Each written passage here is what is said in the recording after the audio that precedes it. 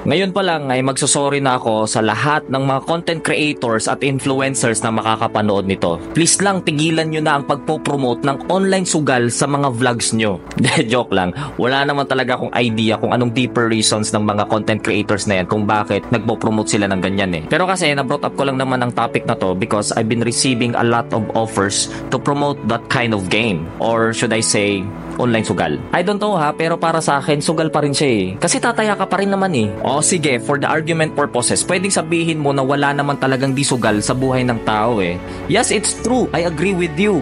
Kasi hindi naman natin alam kung ano talaga ang future. Tulad ng negosyo at employment, hindi natin alam kung bukas ay meron ka pang tindahan or kung meron ka pang trabaho. But let me tell you straight, I still don't see them relevant. Dahil ang pagninegosyo at pagtatrabaho ng marangal ay ibang klase siyang sugal. Dahil ikaw ang may control. Kapag humihina ang negosyo mo, aaralin mo ang mga paraan or marketing strategies para mas mapalago ito ulit. At kapag naman tagilid ka na sa position ng pinagtatrabahuan mo, mas pag-iigihan mo or i-improve mo ang sarili mo or skills mo para mas iangat ka or tumaas ang position mo. You can change and maneuver the course of your situation. Pero ang literal na sugal ay iasa mo ito sa kapalaran. And worse is you don't even know who controls those websites or apps. And you don't even know whatever algorithms or codes they put on it. Ito ha, konting trivia lang. I was a street magician before. Kaya nga madami akong cards dito eh. I play card games too. Pero kapag meron ng taya ay ayoko na. Not because I'm KJ, but because I know how to manipulate the cards.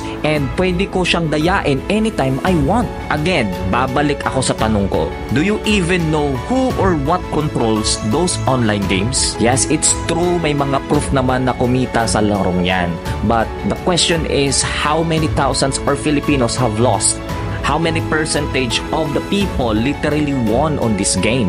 What is the ratio? I tell you what I observed. Di pera ang natatalo sa mga tao ngayon. I see lots of people lost their faith. Nawala ang kanilang paniniwala na kaya din nilang umasenso gamit ang kanilang hard works, determination at pagmamahal sa craft nila. Well, I'm flattered though kasi no-offeran ako to promote and to influence my followers to play those games too. But the truth is, I have no big name on this platform. Wala pa nga ako sa kalingkingan ng ibang tao na sa social media eh. My followers are not that many. But I'm very proud to say that they are quality. I'm just an aspiring content creator na nagsisimula pa lamang, and I'm just enjoying expressing my thoughts through this platform. And I can't even call myself as an influencer. No. Influencer is such a big title. Well, madaming mga vloggers, they rebrand themselves as influencers nowadays. Just like the word CEO na ang dami nang gumagamit. Well, appealing naman kasing pakinggan yung mga words na yon. But for me, the title influencer is like you are creating a big impact to your community. You have a big accountability. And it depends on the value that you give, depends on the culture that you create, and also it depends on the mindset that you influence to your people. So I'm not an influencer. I'm just a reminder, a friendly reminder. I just let myself influence by my inner self, my creator, the source of all wisdom. To clarify things, I'm not a perfect and religious man.